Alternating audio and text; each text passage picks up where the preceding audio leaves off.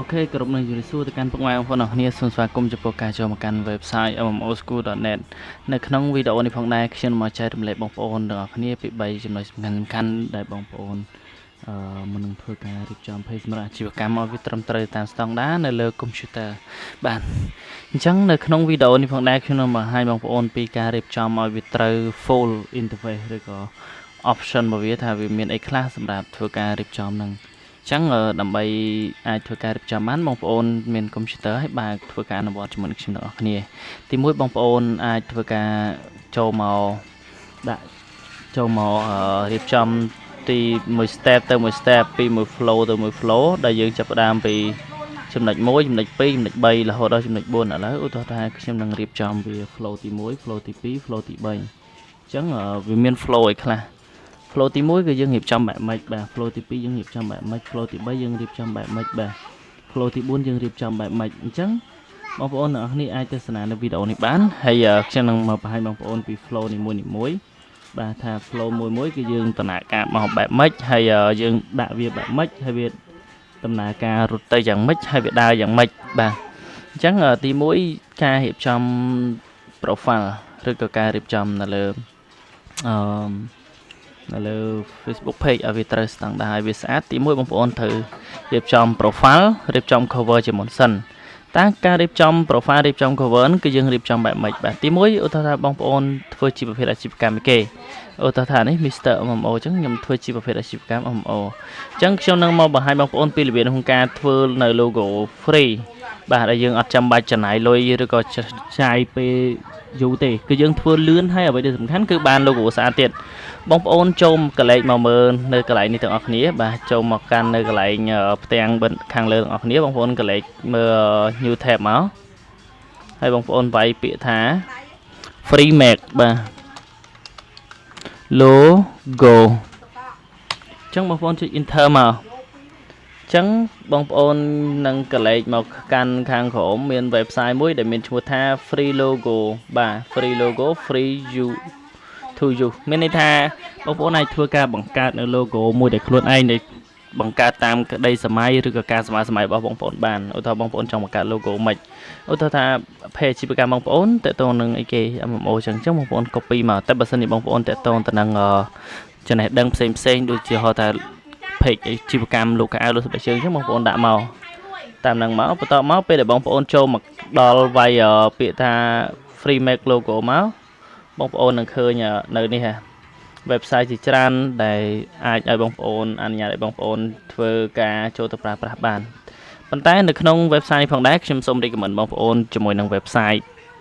2ដែលល្អស័ក្តិសមបំផុតសម្រាប់អាជីវកម្មរបស់បងប្អូន website ទី1គឺ website ខាងលើនេះវាដាក់ឈ្មោះថា design.com បាទ website ទី2គឺ website ទី2គឺ website Dipsig logo Sig logo បាទច្រឡំ Dipsig website ទី3 free logo maker ហើយចំពោះ website ដែលល្អសម្រាប់បងប្អូនអាចចូលទៅធ្វើសម្រាប់អ្នកថ្មីក៏ដោយអ្នកចាស់ក៏ដោយបងប្អូនអាចធ្វើតាមបានទីមួយបងប្អូនចូលមកកាន់ website មួយដែលមានឈ្មោះថា logomaker.com នេះមកបាទចុចលើវាមកពឹកមកបន្តមកទៀតវាសួរបងប្អូនថាបងប្អូនចង់ design បែបម៉េចអញ្ចឹងបងប្អូនទៅចាប់ពាក្យថា start my design មកហើយកន្លែងនេះបងប្អូនចុចពាក្យថា start my design បាទបន្តមកទៀតបងប្អូនចង់ design បែបលក្ខណៈថា template ឬក៏ select from scratch របស់វាមកអញ្ចឹងបងប្អូនអាចរើសបានបងប្អូនថាឥឡូវចង់បាន template បាទបែបគូសអញ្ចឹងបងប្អូនយក template មកអញ្ចឹងវាមាន interface logo ជាច្រើននៅក្នុងហ្នឹងវាមាន germ វាមានការហៅថាលំនាំឬក៏ភាសាថាបងប្អូនចង់បានបែបម៉េចវាមាននៅក្នុងហ្នឹងវាមានឲ្យយើងអាច plan cover របស់វាអាចធ្វើ logo maker វា freestyle ឬក៏ custom នៅលើហ្នឹងបានអញ្ចឹងខ្ញុំនឹងបញ្យល់បងប្អូនមួយថាហេតុអីបានជាយើងគួររើសអញ្ចឹងនៅក្នុងនេះវាមានសុទ្ធតែ logo ដែល design ឡើងដោយអ្នកលំដាប់ឬក៏ professional បាទអ្នកខាង design professional ខាង logo maker ហ្នឹងឯងបាទអ ចឹងគឺមាន logo ជាច្រើនដែលវាមានអត្ថន័យទៅតាមប្រភេទ logo របស់គេអ្នកខ្លះគឺគេ design logo មកបែបផ្សេងមានអត្ថន័យរបស់គេបែបផ្សេងអ្នកខ្លះគឺគាត់ design មកបែបផ្សេងអញ្ចឹងយើងចាប់ផ្ដើមចូលទៅរើសទៅតើបងប្អូនគិតថាអាជីវកម្មរបស់បងប្អូនសមនឹងស័ក្តិសមនឹង logo បែបណាអញ្ចឹងអាជីវកម្មរបស់ខ្ញុំគឺស័ក្តិសមជាមួយនឹង logo ប្រភេទអញ្ចេះអញ្ចឹងខ្ញុំចុចលើវាមកបាទចុចទៅលើ logo នឹងមួយមកបើសិនជាបងប្អូនគិតថាអាជីវកម្មបងប្អូនសមជាមួយប្រភេទ logo បែបនេះ logo បែបនេះឬក៏ logo បែបនេះចឹងបងប្អូនមើលទៅអានេះវាមាន AI logo generator បងប្អូនអាចសរសេរបើសិនជាបងប្អូនថាខ្ញុំមើលទៅក្នុងនេះអត់ពេញចិត្តទេនៅក្នុង logo template design មកស្រាប់ៗអត់ពេញចិត្តចឹងបងប្អូនអាចធ្វើការចូលទៅឧទាហរណ៍ថាបងប្អូនមានឈ្មោះអាជីវកម្ម page អាជីវកម្មបងប្អូនឈ្មោះអីចឹងបងប្អូនអាចធ្វើការដាក់ចូលទៅក្នុងនឹងបានចឹងបងប្អូនចូលទៅឧទាហរណ៍ថាបងប្អូនចូលទៅ copy ឈ្មោះ page បងប្អូនចង់ឲ្យlogo ហ្នឹងវាចេញមកជាតម្រងឈ្មោះដោយ page របស់បងប្អូនឬក៏មានតាមការ generate by AI គឺការប្រើប្រាស់នៅ AI សម្រាប់ធ្វើការ generate នៅ logo ហ្នឹងអញ្ចឹងខ្ញុំនឹងមកបង្ហាញបងប្អូនអរគ្នាបងប្អូនគ្រាន់ធ្វើការ copy មកហើយបន្ទាប់មកធ្វើការ Ctrl V ហើយចុចពាក្យ generate បន្ទាប់មក AI នឹងធ្វើការ generate នៅ photo ក៏ដូចជា logo ហ្នឹងឲ្យចេញមកថាតើគេសួរថានេះ what do your business do តើអ្នកឯងធ្វើអាជីវកម្មប្រភេទ small coffee មានន័យថា cafe តូចឬក៏ធំណាបាទអញ្ចឹងយើងបើចាំញ៉ៃទេយើងបំពេញថា small ទៅសម្រាប់អាជីវកម្មតូចបាទតែបើយើងអាជីវកម្មធំហើយវាសួរថា choose tone to your image គេសួរថាយើងចង់បានជាប្រភេទរូបភាពបែបម៉េចបែបស្រស់ស្រាយបែប luxury បែប playful បែប Australia បែប Zen បែប CC អញ្ចឹងទៅអញ្ចឹងយើងរើសមកយើងស្រឡាញ់មួយណាគឺរើសមួយហ្នឹងទៅបែប high tech ហើយអញ្ចឹងទៅអញ្ចឹងបាទសម្រាប់ខ្ញុំយកបែប luxury បាទហើយវាសួរទៀតថា do you have I make icon in mind for your logo វាសួរថាតើអ្នកឯងមានរូបភាពនៅក្នុងការគិតសម្រាប់រូបតំណាងហើយនៅបាទអញ្ចឹងនិយាយថាអត់តមានទេអញ្ចឹងនិយាយថាអត់តមានឲ្យ suggest បើថាអូខេ yes I have already an icon in mind អញ្ចឹងវាថាឥឡូវខ្ញុំមានកំណត់គិតហើយវិច័យថាយើងមាន logo បែបម៉េចបាទចឹងបើយើងថាអត់តមានទេយើងឲ្យគេ suggest មក no I need some icon suggestion បាទយើងចុច icon ហ្នឹងក៏បានបើយើងមានយើងយកលើមកបន្ទាប់មកអ្នកទាំងឲ្យចុចអាក្រោមមកមួយបន្ទាប់មកទៀតអ្នកទាំងឲ្យរើសមកទៀតថាវាថា describe បាទ describe the unit share I make to I want to design your logo ចឹងវាសួរយើងទៀតវាមានសំណួរច្រើនសួរយើងទៀតចឹងយើងអាចរើសយកសំណួរចម្លើយនេះដែលត្រូវជាមួយនឹងសំណួរហើយត្រូវជាមួយនឹងអាជីវកម្មរបស់អ្នកនរគ្នាឧទាហរណ៍អ្នកនរគ្នាជាចង់បានបែបម៉េចអ្នកឲ្យរើសបែបហ្នឹងទៅឧទាហរណ៍ថា team of for college brainstorming audit table ចឹងទៅបាទអញ្ចឹងអ្នកឲ្យចង់រើសបែបម៉េចគឺរើសបែបហ្នឹងទៅស្រឡាញ់បែបណាជាតម្រូវការរបស់អ្នកនរគ្នាហើយមើលតាមខ្លួនឯងទៅឧទាហរណ៍ថាបើសិនអ្នកឲ្យមានតម្រូវការជាប្រភេទបែបម៉េចឧទាហរណ៍ថា professional makes in sleep suite or laptop ចឹងអូខេចុចមកនេះហើយវាមានតាមប្រភេទនេះ social design style ថាតើអ្នកឯងចង់បាន lifestyle បែបម៉េច mode បែបម៉េចណាបាទ icon បែបម៉េចបែបជាប្រភេទបែបចេះបែបនេះវាមានច្រើនអញ្ចឹងឧទាហរណ៍ខ្ញុំសុំយកបែបនេះមួយមកបន្តមកវាសួរយើងទៀតថាអ្នកឯងចង់បានពណ៌អី color scheme ទៅសួរចង់បានរូបរាងពណ៌អីអញ្ចឹងឧទាហរណ៍ស្រឡាញ់ពណ៌អីអ្នកអាចធ្វើការ custom រើសដោយខ្លួនឯងវាមានពណ៌នៅក្នុងវាមាននេះblue azure green បាទ purple បាទវាមានអីទៀតបាទវាមាន pink មាន red មាន orange មាន yellow អីច្រើននេះទៅអញ្ចឹងអ្នកអាចធ្វើការជ្រើសរើសមួយបាទសម្រាប់ខ្ញុំរើសយកorange បាទបន្តមកទៀតជាពាក្យថា generate original logo បាទអញ្ចឹងគេនឹងធ្វើការ creating your original design ហើយអញ្ចឹងខ្ញុំនឹងមកបង្ហាញអ្នកទាំងអស់គ្នាថាតើការធ្វើ original design logo ហ្នឹងគេធ្វើបែបម៉េចបាទបន្តមកទៀតអ្នកធ្វើការរងចាំបន្តិចតម្រាំតែវាដើរទៅព្រោះការប្រើនៅ AI សម្រាប់ធ្វើការ generation គឺវាចំណាយពេលប្រហែលជា5នាទីក្នុងមួយ logo ប៉ុន្តែការចេញនៅ logo មកមួយគឺវាស្អាតបាទវា professional វាត្រូវជាមួយអ្វីដែលជា requirement របស់យើងបាទអញ្ចឹងវានឹងចេញនៅ logo របស់យើង logo ការណែនាំមកនេះវាថានៅអ្វីដែលគេហៅថាជាតម្រូវការរបស់យើងណាបាទអ្នកទាំងឲ្យឃើញនេះគឺជាតម្រូវការរបស់យើងហ្នឹងតើតោងនឹងអីគេ MMO អញ្ចឹងគឺ MMO គឺមាន laptop នេះអញ្ចឹងយើងអាច custom វាបាន ai thưa cả ô cho ô lang rồi có thưa cả cài sầm rùa rồi có thở cả đã rụt nè ngọc nia inspire châu không nâng có ban rồi có thở cả cu thở cả lên hải style lifestyle ấy ban này khé bảo thôi nè thở cả lên lifestyle lên từ hằng khé và lên style lifestyle po color background này từ sẽ thì chật nè này cho từ bà hà số dương tháng po nằm sơ xã trong đã po lịch po che hà số này dương tháng ở trong bán bài mấy ô ta skill dương từ này ba dương xây từ này nó hay trong ban slide bạn mít cứ đại trong từ bà trong lên hai style số nhưng đã cài so cài po bán tam trận chẳng lẽ hay ai cho một ở so rồi style rồi ấy sẽ chất nào nè hay bắt đầu mà tiết nè hay thôi cả sale bờ sân nè hay thôi cả sale hay download vì tổng bút cứ việc chọpនៅបែកគេហៅថា watermark ឬក៏ជាប់នៅនេះបើគេជាប់នៅគេហៅថា license របស់គេអញ្ចឹងជាមួយខ្ញុំធ្វើការ download អញ្ចឹងវានឹងឲ្យយើងទៅបង្ជាន់ញ៉ៃមកតង់ទៀតសម្រាប់ធ្វើការអាចធ្វើការ download នឹងបានវាឲ្យយើងធ្វើការបំពេញ email បងប្រចាំខែប្រចាំឆ្នាំមកវាកញ្ចប់ឲ្យវាអញ្ចឹងទៅតែអ្វីទៅជា watermark license នេះខ្ញុំនឹងបញ្យល់អ្នកនរគ្នាមួយថាអ្វីទៅដែលគេហៅថា watermark អ្នកទាំងអស់ឃើញនៅកន្លែងនេះគឺវាជាប់ watermark ហើយរូបភាពហ្នឹងគឺដាក់ព្រាលអត់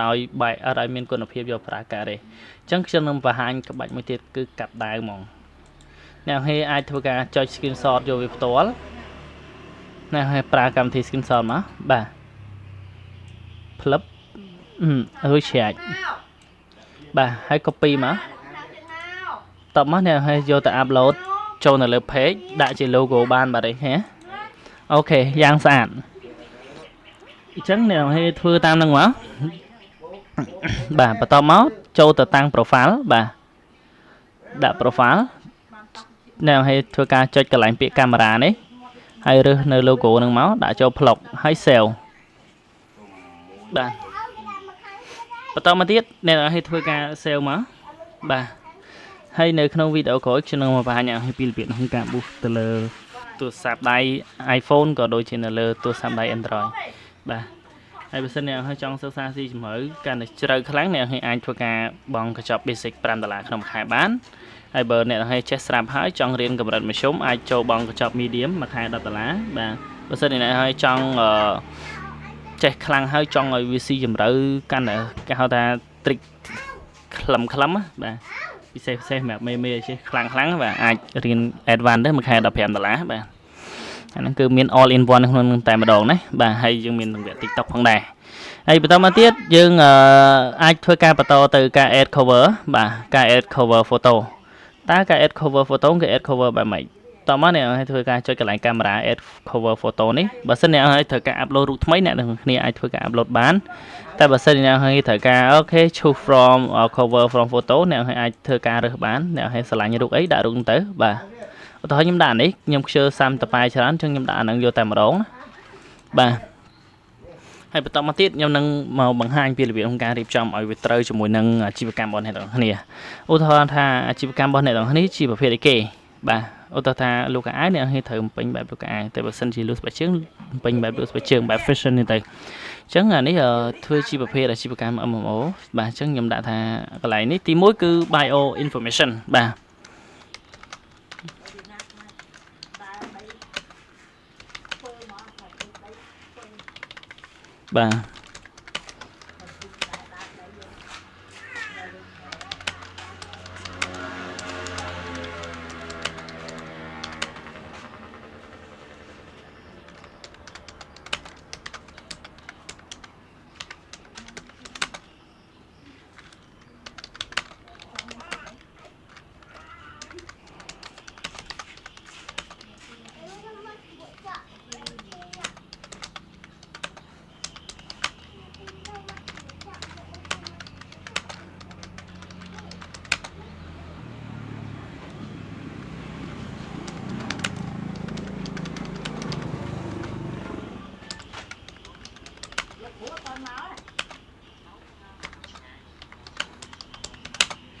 បាទកន្លែងហ្នឹងអ្នកអាចធ្វើការរៀបរាប់មកហើយធ្វើការចុច save មកបន្ទាប់មកតែការរៀបរាប់ហ្នឹងគឺរៀបរាប់បែបចេះបែបម៉េច bio ក្រុម page នៅពេលដែលគេចូលមើល page យើងគឺគេឃើញ bio នេះគេអក្សរយើងនេះសារស្វាគមន៍នឹង bio ហ្នឹងប្រវត្តិជីវប្រវត្តិយើងនិយាយចេះ ជាភាសាខ្មែរស្រួលយល់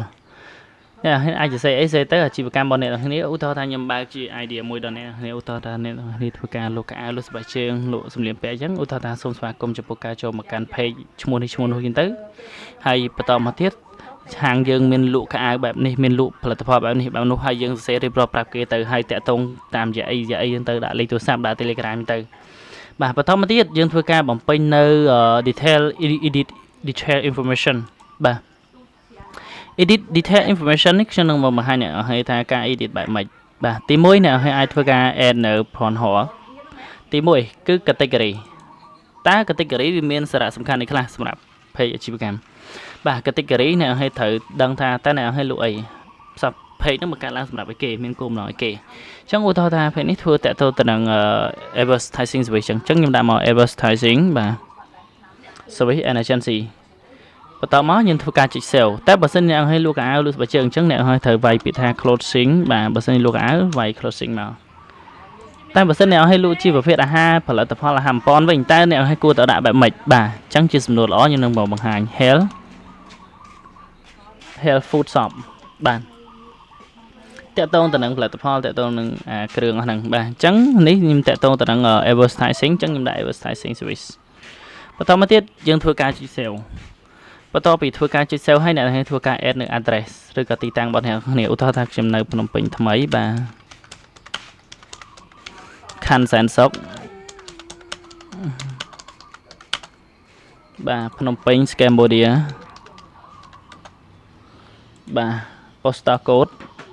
2400អូខេតមកទៀតអ្នកទាំងឲ្យដាក់បំពេញព័ត៌មានឲ្យសពគ្រប់ហើយឲ្យត្រឹមត្រូវតាមទីតាំងរបស់អ្នកទាំងឲ្យរស់នៅហើយឧទាហរណ៍អ្នកឲ្យនៅខេត្តដាក់ខេត្តទៅអ្នកឲ្យនៅភ្នំពេញដាក់ភ្នំពេញទៅតមកទៀតអ្នកឲ្យធ្វើការចុច sale បន្ទាប់ពីធ្វើការចុច sale ហើយអ្នកឲ្យអាចធ្វើការ add នៅ website បើសិនអ្នកឲ្យមាន website អ្នកឲ្យអាចធ្វើការ add website បានតែបើសិនជាអត់មានទេអ្នកឲ្យអាចធ្វើការ add នៅព័ត៌មានបន្ថែមផ្សេងៗទៀតវាមាន link social media មាន add link web បាទវាមាន rank birthday បាទវាមាន adding birthday or funding date ចឹងទៅបាទតមកទៀតខ្ញុំនឹងមកបង្ហាញអ្នកឲ្យពីរបៀបក្នុងការបំពេញនៅចន្លោះទាំងនេះឲ្យវាគ្រប់ជ្រុងជ្រោយទាំងអស់បាទទី1អ្នកឲ្យ add service area នេះមកឧទាហរណ៍ service area ហ្នឹងគឺ relation or city អញ្ចឹងឧទាហរណ៍យើងនៅភ្នំពេញយើងដាក់ភ្នំពេញមកឬក៏នៅតាមខេត្តមានន័យថាសេវាកម្មនៅចិត្តយើងតមកលេខទូរស័ព្ទអ្នកទាំងគ្នាបើសិនជាអ្នកឲ្យនៅកម្ពុជាអ្នកឲ្យដាក់ Cambodia មកឬក៏បង355មកបាទបង355លេខទូរស័ព្ទប្រហែលបាទ078បាទ5452 41លេខរបស់ខ្ញុំផ្ទាល់តែម្ដងបាទតមកយើងធ្វើការចុច sale ខ្ញុំបញ្ជាក់អ្នកឲ្យតិចកន្លែងដាក់លេខទូរស័ព្ទនេះខ្ញុំបញ្ជាក់តិចបើសិនអ្នកឲ្យដាក់ក្បាលមុខបូក855អីមិនបាច់ដាក់លេខ0ពីមុខទេមិនបាច់ដាក់លេខឧទាហរណ៍078ហ្នឹងមិនបាច់ដាក់លេខ0ពីមុខចេះទេដាក់តែ78យកហ្មងទៅតោះណាបាទបន្តមកទៀតអ្នកឲ្យមានដាក់ website ឧទាហរណ៍ខ្ញុំមាន website របស់ខ្ញុំផ្ទាល់បាទ mmoschool.net បាទអញ្ចឹងខ្ញុំដាក់មកតែបើអ្នកឲ្យអត់មានទេអ្នកឲ្យអាចធ្វើការដាក់ link Facebook link TikTok link page អីក៏បានដែរបាទក៏វាស្គាល់ដែរក៏វាអូខេដែរវាអត់ចេះរើសអើងទេហើយ link social media អ្នកអាចធ្វើការមានឧទាហរណ៍មាន Instagram add Instagram មាន X ដាក់ X មាន Thread ដាក់ Snapchat ដាក់ Snapchat មាន YouTube ដាក់ YouTube ចឹងទៅបាទមាន TikTok ដាក់ TikTok ចឹងទៅបាទឧទាហរណ៍ខ្ញុំយក YouTube របស់ខ្ញុំមកដាក់អញ្ចឹងខ្ញុំមាន YouTube channel បាទ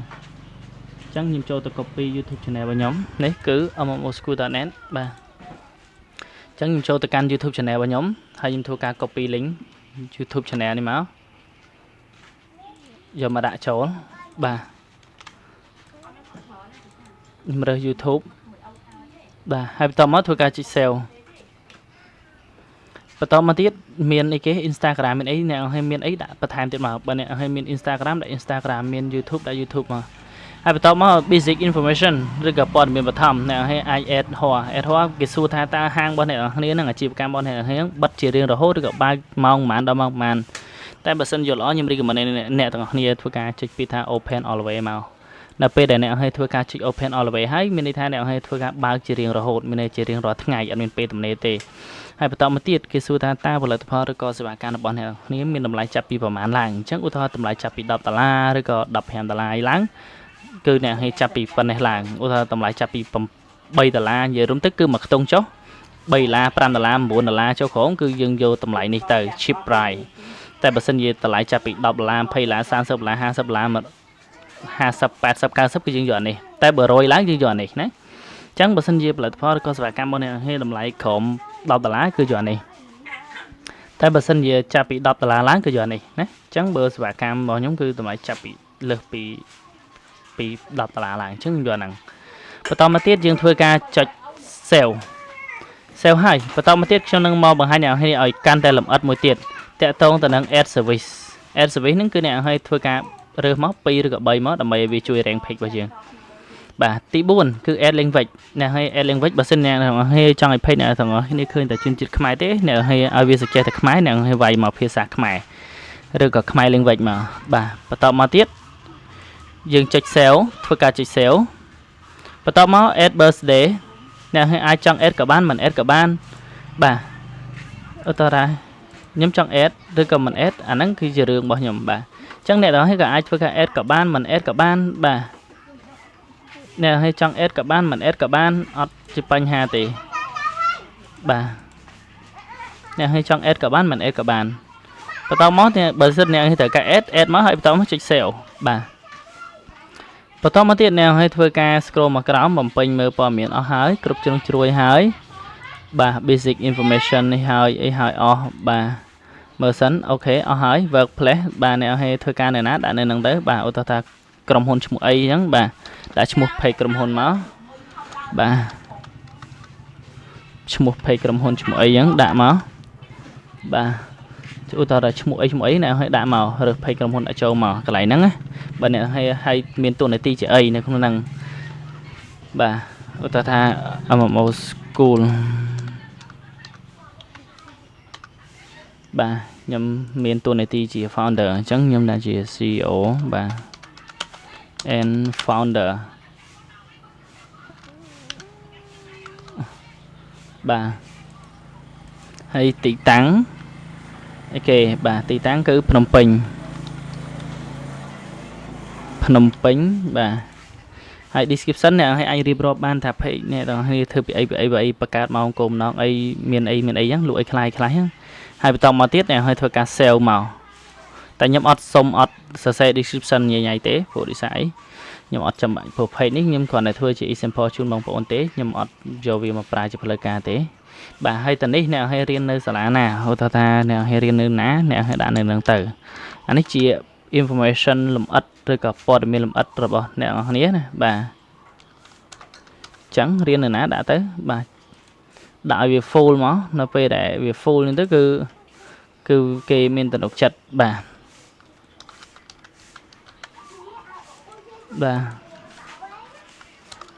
នៅពេលដែលវា full ទៅគឺមើលទៅ page មានស្តង់ដារហើយពេលប្រើអត់សូវមានបញ្ហាទេវាដោយសារអីដោយសារតែយើងរៀបចំវាបានស្អាតហើយយើងរៀបចំវាបានត្រឹមត្រូវហើយបន្ទាប់មកយើងធ្វើការចុច sale មកនៅពេលដែលយើងបំពេញ information កន្លងគេមានទាំងអស់ឧទាហរណ៍ថាមាន8 9យើងបំពេញ8 9ហ្នឹងទៅបើគេមាន10យើងពេញ10ហ្នឹងទៅតែបើគេមាន6យើងពេញតែ6ទៅតែបើយើងពេញអស់គ្រប់គោលការណ៍របស់គេគ្រប់ជ្រុងជ្រោយគ្រប់ទិសដៅរបស់គេការរៀបចំឲ្យត្រូវស្តង់ដាររបស់គេហ្មងគឺអូខេហើយអាហ្នឹងគឺភាគរយខ្ពស់ដែលយើងអត់សូវមានបញ្ហាបាទអញ្ចឹងគឺវាអត់សូវមានបញ្ហាដូចនេះទេដោយបើយើង page ដែលយើងរៀបចំមកត្រឹមត្រូវស្តង់ដារ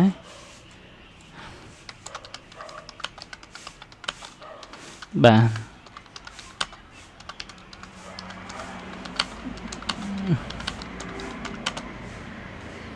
បាទនៅពេលដែលយើងរៀបចំមានស្តង់ដារមានអីត្រឹមត្រូវហ្នឹងទៅគឺ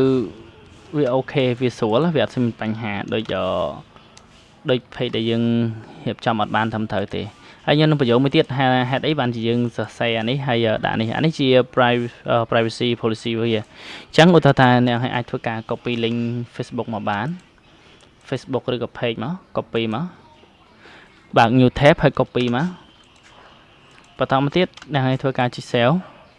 បាទចុច save ហើយបន្តមកទៀតអ្នកឲ្យធ្វើការចុច playlist អូខេបំពេញព័ត៌មានមកនៅណាភ្នំពេញអ្នកឲ្យដាក់ឲ្យគ្រប់ជ្រុងជ្រោយមកបើអ្នកទាំងអស់គ្នានៅភ្នំពេញដាក់ភ្នំពេញតែបើនៅតាមខេត្តដាក់តាមខេត្តមកហើយខ្ញុំព្យាយាមធ្វើមួយហើយកន្លែងនេះគឺ place host place line កន្លែងយើងរស់នៅដែរ place លាវ bà đã máu bà bây giờ vì thở standard dân mà bà ai vì cột trôi dân mà bắt đầu mà tiết nè hay cái lệch mà mơ phê nè ta phê nó vì thay refresh môi mà ta vì khộp trông trôi nè vì miền standard vì nè bà nè hay khơi nhỉ miền standard trên mốc cứ perfect tại mà đồn đấy tăng category ti tăng ở sai ở than bà lấy tua sam tăng lấy tận nè tận đông tăng ấy tăng all information tầm like nhiều đúng cứ đã nè lớn nó cứ standard tại mà đồn đấy chẳngនៅវីដេអូក្រោយយើងជួបគ្នាបន្តទៀតហើយខ្ញុំនឹងសន្យាថានឹងព្យាយាមចេញវីដេអូម្ដងមួយថ្ងៃពីរជារៀងរាល់ថ្ងៃទោះរវល់យ៉ាងណាក៏យើងត្រូវតែព្យាយាមចេញដែរហើយក៏អរគុណអ្នកនេះចំពោះការទស្សនាវីដេអូមួយនេះបើសិនអ្នកហេធ្វើការពេញចិត្តឬក៏ចង់រៀនបន្ថែមឲ្យជ្រៅជាងហ្នឹងអ្នកអាចចុះឈ្មោះរៀនខុសមួយបានណាហើយឥឡូវនេះយើងចាប់ផ្ដើមបើកវគ្គ Facebook គឺពី basic ទៅក៏រហូតដល់កម្រិតខ្ពស់កម្រិត advanced ហើយយើងមានរបៀបធ្វើ ad ផងដែរហើយនឹងរបៀបធ្វើនៅលើ TikTok ផងដែរណាអញ្ចឹងសង្ឃឹមថាអ្នកនរនឹងពេញចិត្តហើយជួបគ្នានៅវីដេអូក្រោយបាយ